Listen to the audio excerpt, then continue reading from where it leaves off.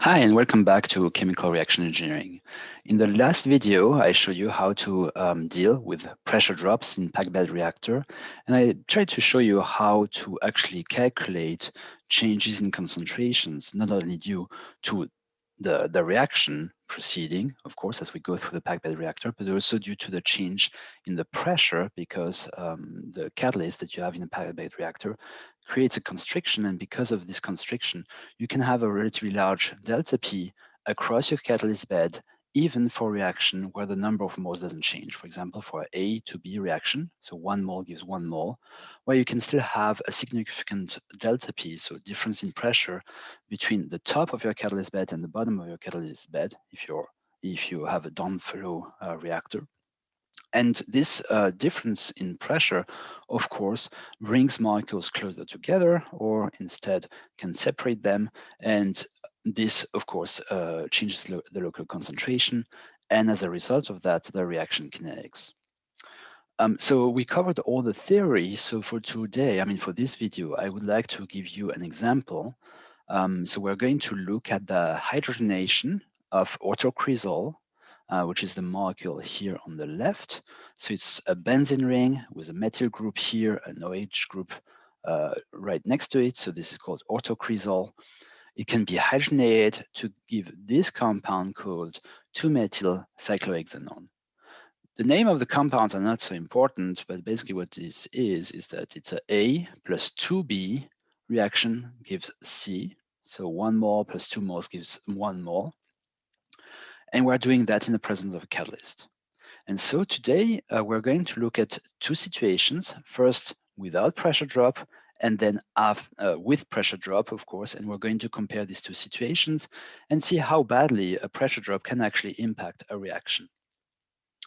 So this problem is actually not trivial, and I chose this one on purpose because, well, sometimes I try to use in-class problems more as a way to illustrate what we just saw from a more theoretical perspective.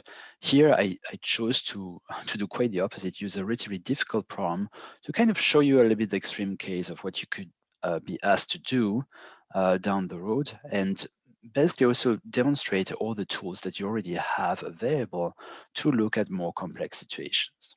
So I don't want to scare you with that in any way. It's really just meant to give you a heads up that this problem is going to be very different from all the examples that we've seen in class so far. Okay, so what do we know about this reaction? Well, we know that it's a reaction that is of zero order with respect to cresol. So again, this means that the concentration of cresol is not going to matter in terms of the rate of the reaction. And so when we write that, or when we read that, we already know that we won't have the concentration of cresol in our rate law. Okay, so again, the concentration of cresol does not matter. It's zero order. So this basically means that it's concentration of cresol to the power of 0. And then we're told that the reaction is of first order with respect to hydrogen. So meaning that there will be a linear dependence between the rate of the reaction and the concentration of hydrogen available. We're also told here in this problem statement that this is the rate law. So no real surprise based on the previous bullet point. The rate of the reaction is equal to a rate constant times a concentration of hydrogen. However, here there are a few things to note. First of all, you see that here we're given Rb prime, so that's the rate of disappearance or the rate of consumption of B, which is the hydrogen. So that's the first difference compared to all the equations we have seen so far. In all the examples that we have seen so far, we always took A as being our reference compound, and we always wrote the rate law using A as a reference. Well, here there's a little difference. Again, we're using B as a, well, it's not our choice. This is given by the problem statement. So it's just an additional difficulty here. So the rate of disappearance of hydrogen, again, prime because it's hydrogen is only consumed at the surface of the catalyst. So the rate of disappearance of hydrogen is equal to minus the rate constant. And then another weird thing here is that instead of having a concentration, we're given a partial pressure. So that's interesting. It's unusual, but I mean, it's possible, right? I mean, for a gas phase reaction, you know that based on the equation of state, there is a direct correlation between concentration and partial pressure. So, I mean, if one would want to give you a rate law with a partial pressure instead of a concentration, that would actually be allowed. It's uncommon, but again, the purpose of this problem is to actually explore other directions and add some difficulties that you haven't seen so far. So partial pressure of hydrogen here. And this is the rate constant. So 1.74 moles of hydrogen per minute per atmosphere per kilogram of catalyst. Okay, and then we have some information about the feed going into our packed bed reactor. So we are told that the total pressure that we initially have, so meaning at the beginning of our catalyst bed. So again, if you have a packed bed reactor that is vertical, and imagine now you have a downflow reactor, so meaning that the flow comes from the top and goes to the bottom, which is a very common configuration for a packed bed reactor, where PT naught will be the pressure at the top of your catalyst bed. So that's really the inlet pressure, basically. So PT naught is 5 atmospheres, and we're also told that in this initial feed, we have 2/3 of hydrogen and 1/3 of cresol. So this is actually good news because you see that the stoichiometry of the reaction is also 1/3, 2/3. We have one cresol reacting with 2 hydrogens, so total number of molecules here, would be 3. 1 out of these 3 is cresol, 2 out of these 3 is hydrogen. So a ratio of 1/3, 2/3 actually is exactly what we need to stick to the stoichiometry of the reaction. So that is really good news. It means that we don't have any of the reactants in excess. You also see that as we have 1/3 and 2/3, so 1/3 of cresol and 2/3 of hydrogen, well, all this together is 100%. This means that we don't have any inert gas mixed with our hydrogen and our cresol. So there's no inert, no hydrogen or argon that would dilute the feed. And so this is going to make our life a little bit easier once we write the stoichiometric table, because we don't have we don't need a line for the I species, the inert. Okay, next we're also told that we have a total molar flow rate of 40 moles per minute.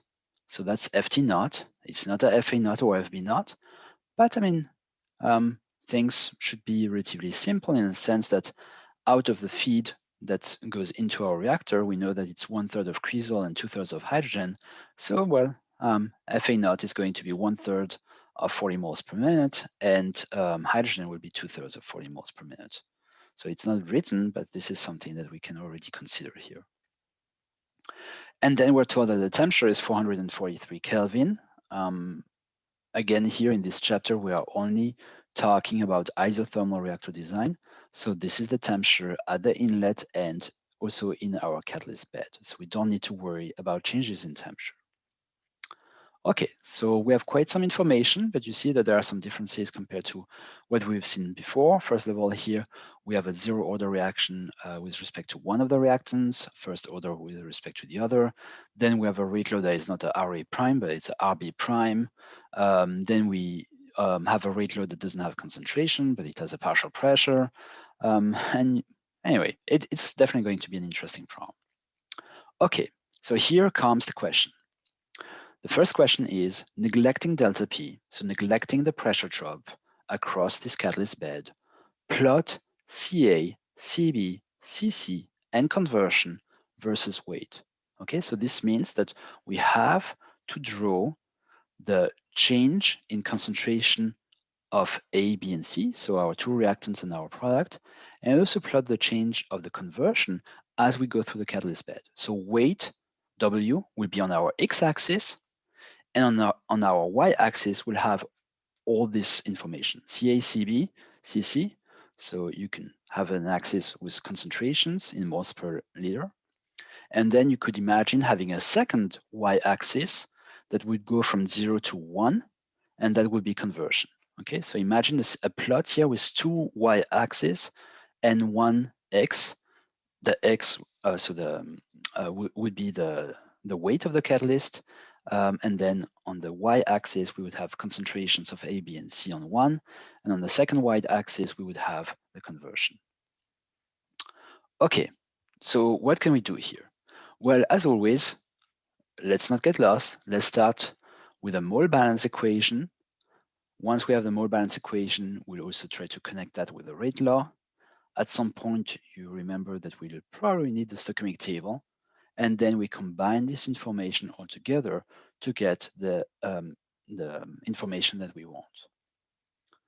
Okay, so let's get started. So first of all, you remember that for a packed bed reactor, the design equation, the mole balance equation for a packed bed reactor says that RA prime is equal to DFA dW. And then we said, well, from this mole balance equation for a packed bed reactor, we can modify it to get the corresponding design equation. Again, the only difference between the mole balance equation and the design equation for a specific reactor is that the mole balance equation really just have information about the change in the number of moles as we go through the catalyst bed.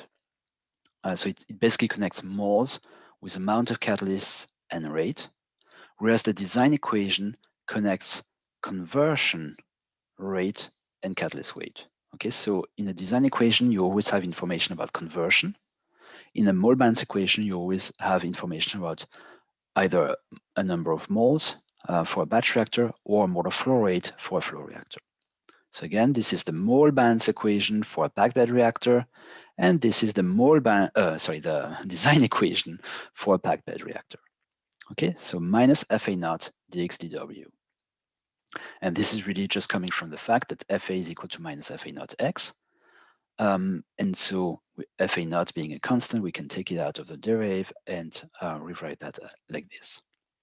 Okay, so again, all this, so this part here, I should say, is our design equation for a packed bed reactor. Okay, but you remember that in the problem statement, we're not given information about the rate of A, we're given information about the rate of B. So how can we replace RA prime by RB prime? Well, obviously, when you look at the stoichiometry of the reaction, there is a connection, right? We see that for every single molecule of cresol that we are going to convert, we actually need 2 molecules of hydrogen. So for 1 molecule of A, we need 2 molecules of B. This means that we're going to consume B twice faster than A. Okay, so for every A that we consume, we need 2 Bs. So we're going to consume a number of moles of B that is twice higher than the number of molecules of A. If you want to write that in terms of rate, it means that the rate of A will be half of the rate of B. Okay, so the rate of consumption of A will be half the rate of consumption of B. Or if you want to say it exactly like with the stoichiometric coefficients, you could say that the rate of B will be twice the rate of A. Okay? So if this makes your life a little bit easier, you could say that the rate of B will be twice the rate of A. But again, here in this design equation, A needs actually to be our reference compound. So we move these 2 on the other side, and we can rewrite that as RA being half of RB prime. Okay, so that's good to know, because we do have information about RB prime. We're clearly told that it's equal to minus K, the rate constant, times PB. So it means that this RA prime will be equal to minus 1/2 of KPB. And this gives us the first interesting set of equations here. So we have the design equation being equal to the rate law. Okay, so you see that the pieces of the puzzle are already coming together. The puzzle always consists in 3 pieces: design equation, rate law, stoichiometric table. Here we put already 2 pieces together. The design equation, sorry, the design equation and the rate law. Okay, so now we need, well, FA naught is a constant, so that's good. X is something that we want to plot. Weight, well, we'll have to deal with that at some point. PB, okay, so the pressure of B is obviously going to change as a function of X. So meaning that here we have quite a few unknowns in a single equation. So we'll have to express PB as a function of something else, and especially as a function of X to reduce the number of unknowns. And as you can imagine, well, we're going to now use the stoichiometric table, so the last piece of the puzzle that we haven't used yet to address this need. Okay, so let's go back to really the basics here before we go to the stoichiometric table. So PB is a partial pressure, meaning that it's the mole fraction of B in the gas phase. So it's the mole fraction, YB, times the total pressure, and the mole fraction, where it can be a number of moles, divided by a total number of moles, or if you have a flow reactor, you can also write it as a molar flow rate of B divided by the total molar flow rate. Okay, so you're totally allowed to do that. Of course, assuming that P is constant. So that's the only way you can write it. Okay, so why did we write that? Well, simply because you remember that in our stoichiometric tables, we never have pressure. What we have is molar flow rates. So this first step was necessary because, again, what I need to do is get an equation for PB, the partial pressure of B, as a function of conversion. I already know that I'm going to be able to write that down using the stoichiometric table. But because the stoichiometric table gives me information about molar flow rates, not partial pressures, I first had to find a relationship between the partial pressure and molar flow rates. And this really goes back to, well, the definition of a partial pressure. So again, the partial pressure is a mole fraction of B times the total pressure, and the mole fraction of B here is the molar flow rate of B divided by the total molar flow rate. Okay, so now that we know that, we can go to the next step, which is really the last piece of the puzzle, the stoichiometric table. And from this stoichiometric table, again, we'll be able to get an expression for FB, an expression for FT that we're going to feed back into here to get then an expression for the partial pressure of B as a function of conversion. Okay, so let's write down all the species that are involved. So we have cresol, we have hydrogen, we have the what's his name? I have to go back, sorry. Methyl cyclohexanone, here we go. Methyl cyclohexanone, so my compound C. Again, we don't have an inert here, so we don't need to write I. We don't need a line for I because we don't have any inerts. So species A, B, and C, and then total species, so everything together. So what is going in? Well, we have FA naught for A. We have two FA naughts going in for B because we are feeding 1/3 of A, 2/3 of B. The change where it's going to be minus FA naught X for A, minus 2 FA naught X for B. So remember that in the stoichiometric table, you always have minus FA naught X here when A is your reference compound. And then, well, for another reactant, you have also minus FA naught X, but you have to add the stoichiometric coefficient here in front of it. Okay, so that's my one cresol with two hydrogens, well, one here and two here. And then out of one cresol, I'm making one of this methyl cyclohexanone, so it's going to be plus FA naught X, or again, another way to remember the numbers in front of your molar flow rate is simply to go back to the stoichiometric coefficient. So we have 1A, 2 B's reacting to make 1C. So we're good here. It's a 1 here in front of the FA naught X. And of course, plus because it's a reaction product. Okay, and then the last column, well, we're already done because we really just have to sum up the info that we have in the first two columns here in the in and the delta. So it's FA naught minus FA naught X. I factor out my FA naught to get FA naught times 1 minus X. Same thing for the second column here. So I factor out my 2 FA naught to get 2 FA naught times 1 minus X. Here I just have FA naught X, so I'm good. And then, well, at some point you remember that we will need the total molar flow rate, FT. So this line, this time really matters. We don't always need it, but this time we definitely need it. So total molar flow rate, well, we have 1 FA naught plus 2 FA naughts going in, so that's 3 FA naught.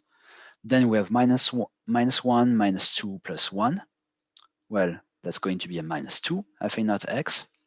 And then combining these two, I'm going to have FA naught times 3 minus 2X. Okay, so that's what I wrote here. Okay, and now I have all the information I need because in the first line, this is FA, the molar flow rate of A that comes out of the reactor. That is FB, molar flow rate of B coming out of the reactor, FC, the same thing, and FT, the total molar flow rate coming out of the reactor. So going back to the equation that we had earlier, the partial pressure of B is equal to molar flow rate of B divided by the total molar flow rate times total pressure. FB, well, it's 2 FA naught times 1 minus X. FT is FA naught times 3 minus 2X. I have FA naught here, FA naught there, they cancel out. And so that's why I'm left with 2 times 1 minus X divided by 3 minus 2X. Okay, so that's my ratio of FB divided by FT. And I have also the pressure here. Okay, so this starts looking pretty good. So let's move on. So we put this equation now back into our mole balance equation, or basically our design equation being equal to the rate law. So you remember that this is our design equation. We set it equal to the rate law. And now basically what we're saying is that we can replace the partial pressure of B by the expression that we just found, which basically now is a function of X. You're probably wondering, but hey, this is actually total pressure. Is this total pressure not going to change? Not in this part of the problem, because you remember that here in the first part of the problem, we are looking at the situation where there is no pressure drop. So P will be constant, and we're told that the total pressure at the inlet of the reactor is 5 bars. So it means that we're going to have 5 bars throughout the catalyst bed or throughout our packed bed reactor. Let's say it like this. So this P is actually going to be a constant. Okay, so let's see how what we're getting here. So we keep our minus 1/2 of K, of course. We replace PB by the expression that we just found. So this is what I wrote here. The pressure that was here, I just moved it to the left, so don't get too puzzled by that. And then we keep our minus FA naught dx dw. What can we simplify? Well, you see that I crossed out here the minus signs because we can multiply by -1 on both sides. And then here, this 2 cancels out with the 2 days here. And so we're left with Kp times 1 minus x divided by 3 minus 2x is equal to FA naught dx dw. And then it's always the same trick. I was about to say same trick as last time, but it's always the same trick. Everything that has an x moves to one side, everything else moves to the other side. Okay, so everything that has an x, well, this 1 minus x divided by 3 minus 2x moves to the right. So that's going to be a 3 minus 2x divided by 1 minus x dx dw. This FA naught moves to the left to give me Kp divided by FA naught. Oh yeah, and then I forgot that I have a dw here that doesn't have any information about x. So I also move it to the left to have this Kp divided by FA naught dw. Okay? So you're probably right now puzzled by this side. And you're probably saying, well, wait a second. He just said that this is supposed to be 3 minus 2x divided by 1 minus x. So why does it now become a 1 minus 2/3 of x? So you see that I actually factored 3 out. So if now you would just put it back in for a second to convince yourself that I haven't changed anything, you would see that I would have 3 minus 2x.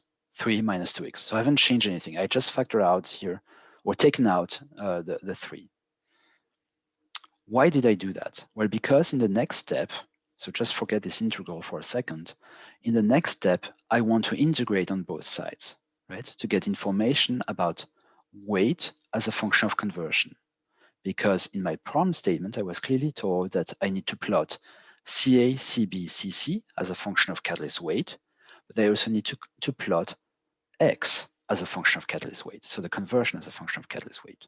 So this is what I want to do here, because I do have an equation that connects weight and conversion with nothing else in the picture, okay? Everything else here is a constant.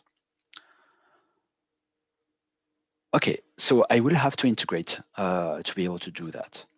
Now, either your calculator is fantastic and it can easily integrate 3 minus 2x divided by 1 minus x dx, or you have to do it by hand, and in that case, you need some tricks. So the trick that I'm using here, and the reason why I factor out a 3, is because I'm using an equation that is at the page 991 of your textbook, if you have the 6th edition. So that's the Appendix A, and it's a section called Useful Integrals in Chemical Reactor Design.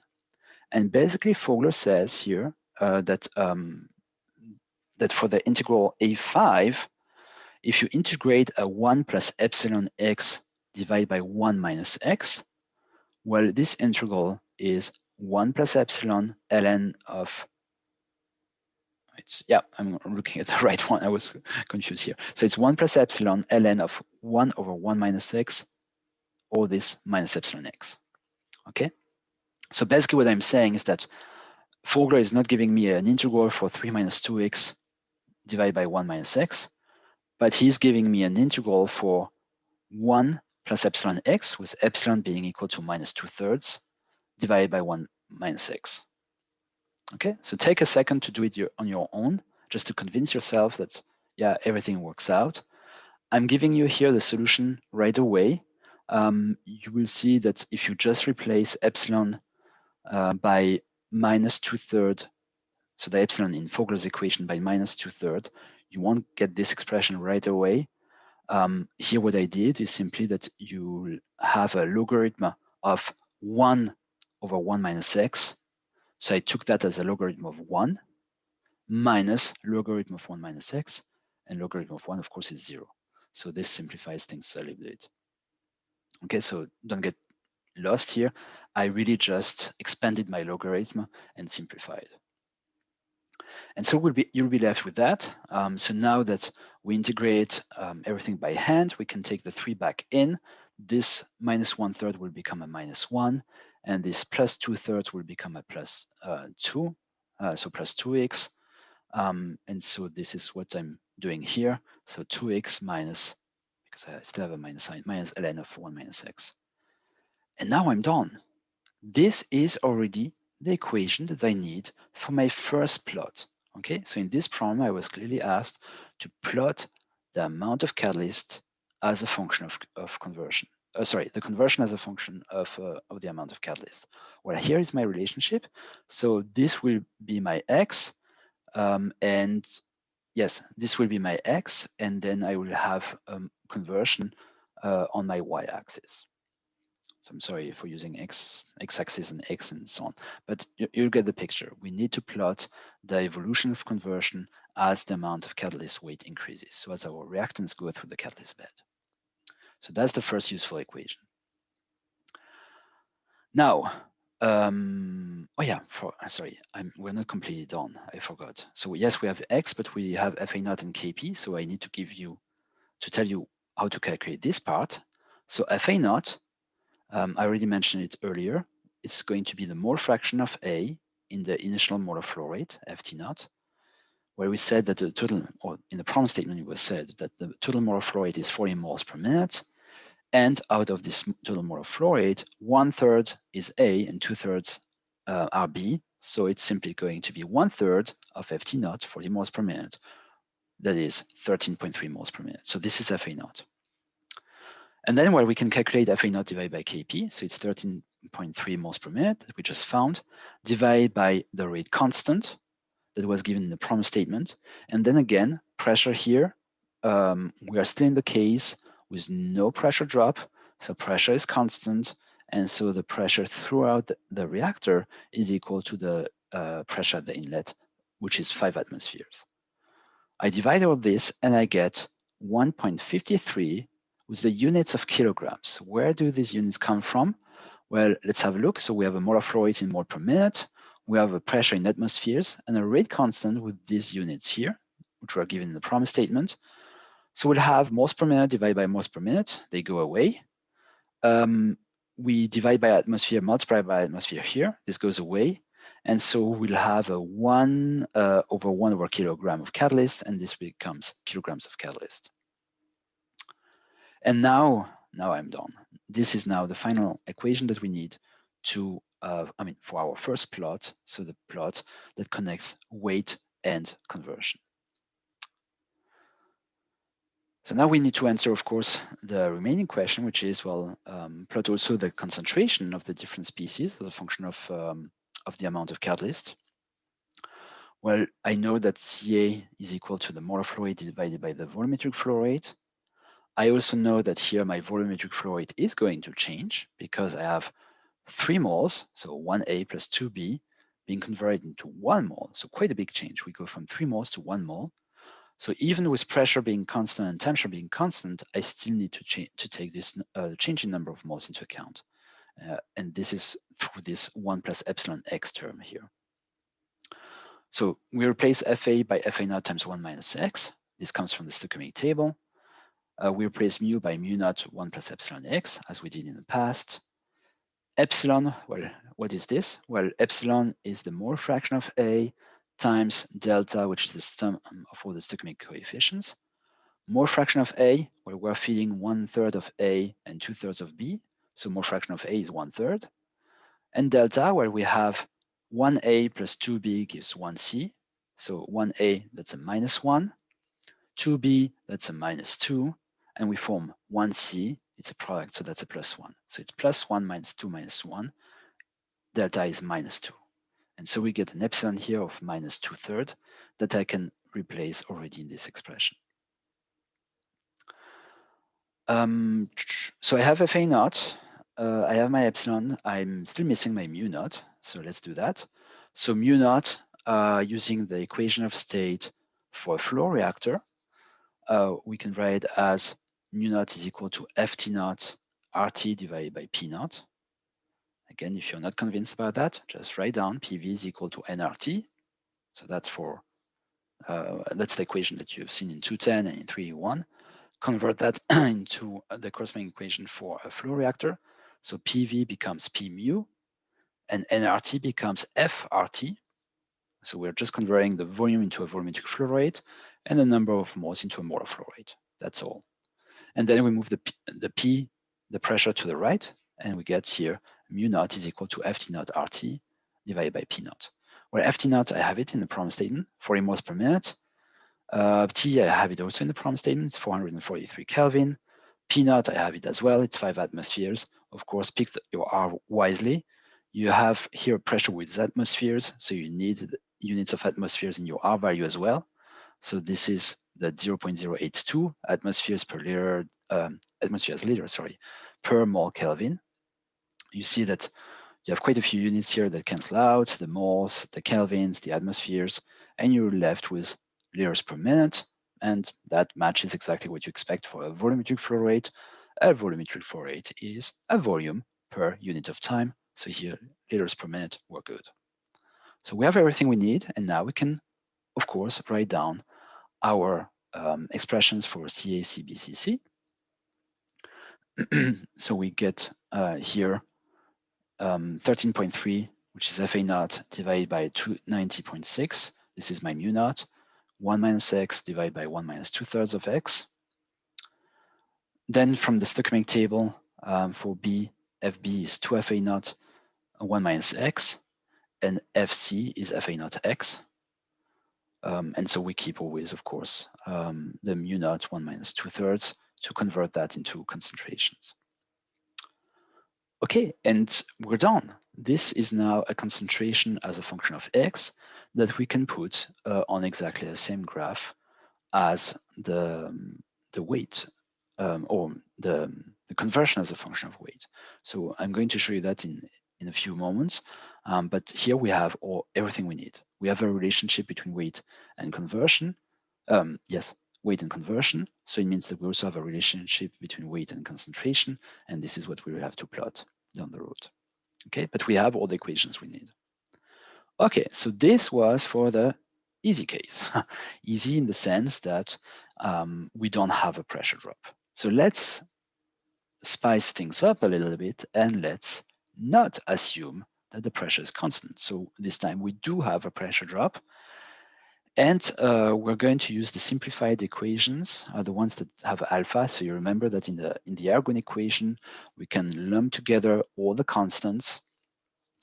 So particle size, I mean, all the known values, particle size and so on, all the known values that are not dependent on conversion, pressure, and catalyst weight into one value called alpha. If you're not sure about that or where this alpha comes from, just go back to the previous lecture or to the corresponding notes. But you will see that all the constants were lumped together into something called alpha, and this alpha here is equal to 0.34 per kilogram, so kilogram to the power minus 1. And now we have to repeat everything. So fortunately, it will be a little bit faster. So we have already found previously, by connecting the design equation with the rate law, that FA naught dx/dw is equal to 1/2 of Kp 2 times 1 minus x divided by 3 minus 2x, and then we even cancel out here the 2's, which somehow I didn't do here. I'm not sure why. It doesn't matter. So it's Kp times 1 minus x divided by 3 minus 2x. So that's exactly the same equation as before. The key difference here is that previously pressure was constant because we didn't have a pressure drop. This time we do have a pressure drop. So this thing is no longer constant. It's going to be a function of the conversion, and of course also a function of the amount of catalyst, because as your molecules see more catalyst, they get more converted. Okay. So long story short, so we do have a dx/dw here equation. We also need a dp/dw, and then we need to solve them together. Okay, well, I'm jumping directly to the equations that we saw in the previous video. So we saw that dp/dw is equal to minus alpha p naught squared divided by 2p times 1 plus epsilon x t over t naught. So we have a pressure drop, but we're still isothermal. So this T over T naught is still equal to 1 because the temperature doesn't change. And then, well, the change in the pressure as a function of amount of catalyst is equal to this equation here. Okay, so minus alpha P naught squared. P naught is a known value. P, of course, is going to change times 1 minus 2/3 of x. And actually, we're already done, because that's, of course, no longer an equation that we can solve by hand. And you see, you probably already get a good feeling of what's coming next. You have to solve dx/dw at the same time as you're solving dp/dw, or basically you have to solve them together. What are you going to use in that case? MATLAB. Okay, so we have, so dx/dw, you just have to move your FA naught here to the left.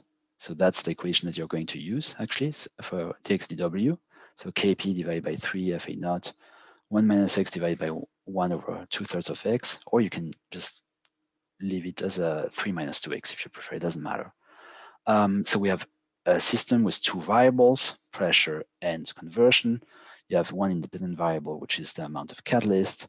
And so you have to now solve together, these two equations together, and then basically ask a MATLAB to plot for you the concentration of A, B, C, and of course conversion.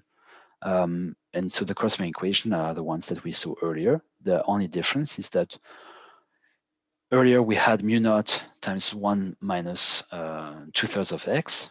This time we need to keep P naught over P in there, simply because the pressure is going to change due to the pressure drop.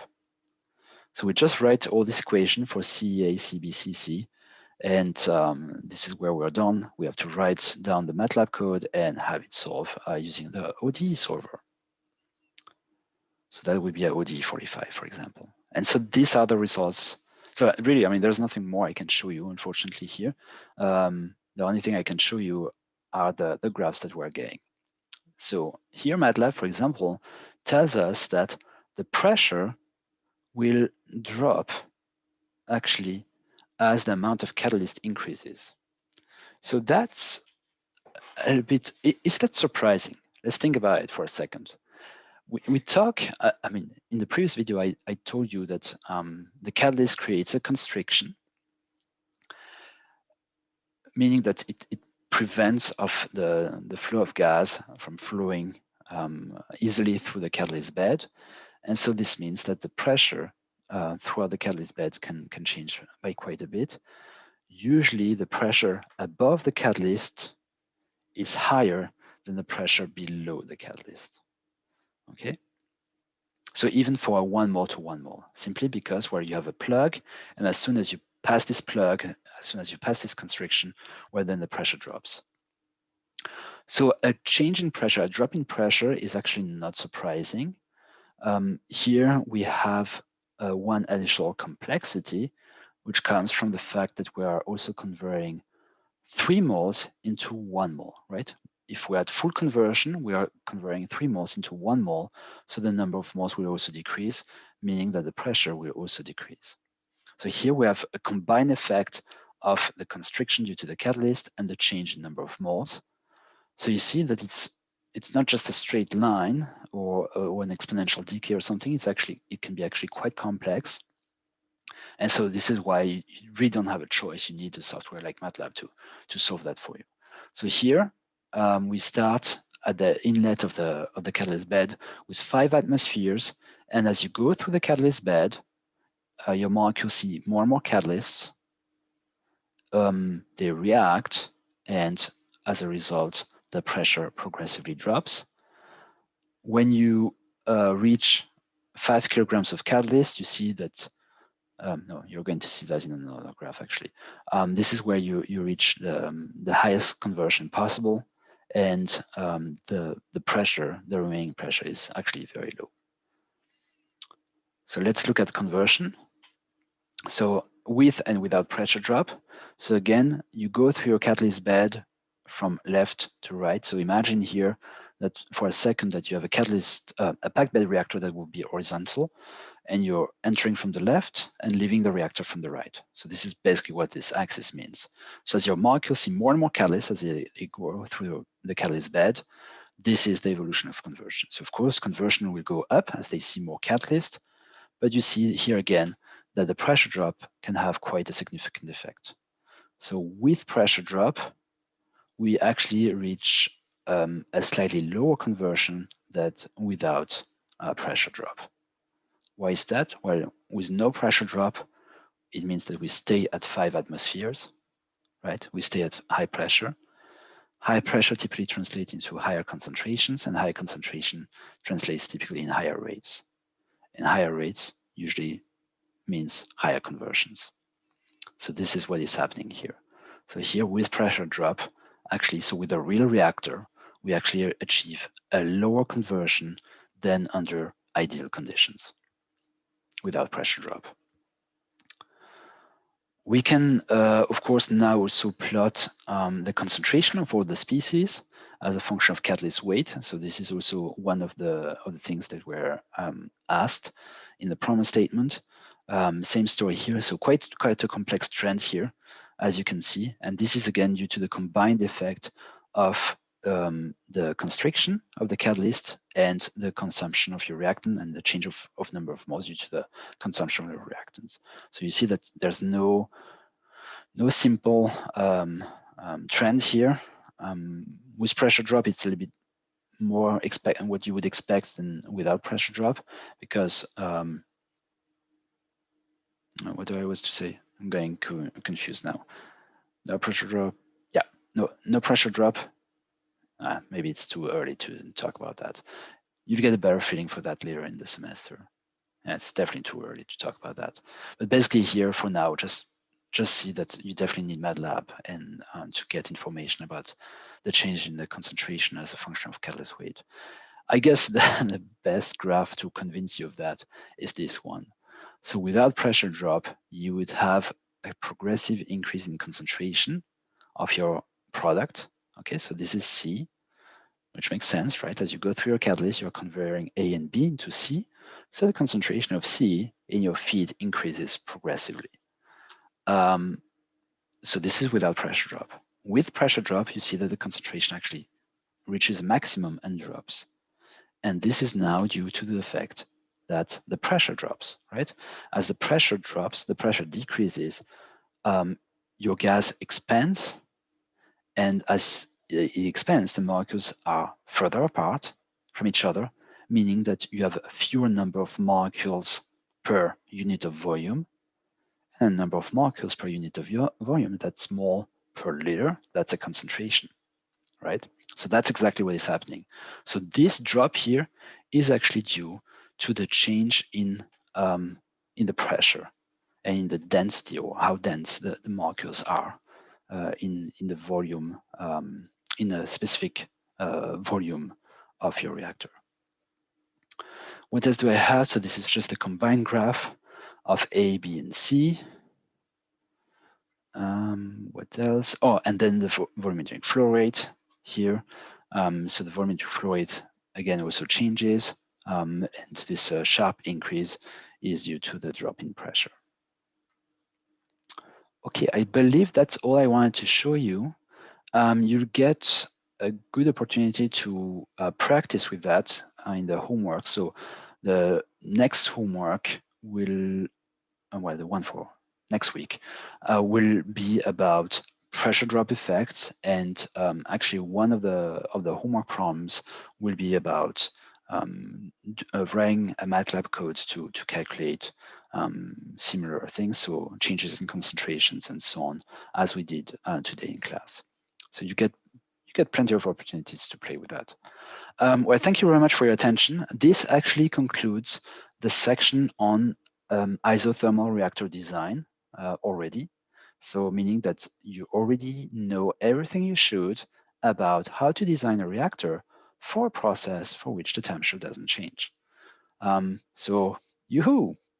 I hope you're happy about that. And it's quite an achievement. Now, of course, in the next section of the course, we're going to build on this knowledge to look at more complex situations, situations where the temperature does change. We're also going to look at what it implies in terms of reactor safety, process safety in general.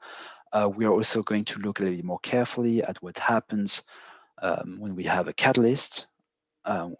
So a good chunk of the following weeks now will be dedicated to how can I determine my rate law. Okay, in all the problems, the rate law was always given. But in industry, I mean, if you decide to go to industry after your degree, in the industry, pretty often your boss will come to you and ask you to design a process for a new reaction. New meaning there's no information.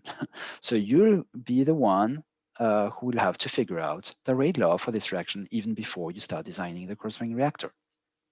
So I'll tell you all about this in the coming weeks. The next lecture will be about just an in-between chapter, which is called Unsteady Operation. So this is really just a one lecture about what is happening when you start a reactor for the very, very first time. So it's a little bit a standalone lecture that will not be on an exam or anything, but it's something that we, meaning the department, wants you to see in at least once in your lifetime. Well, again, thank you very much for your attention and see you soon.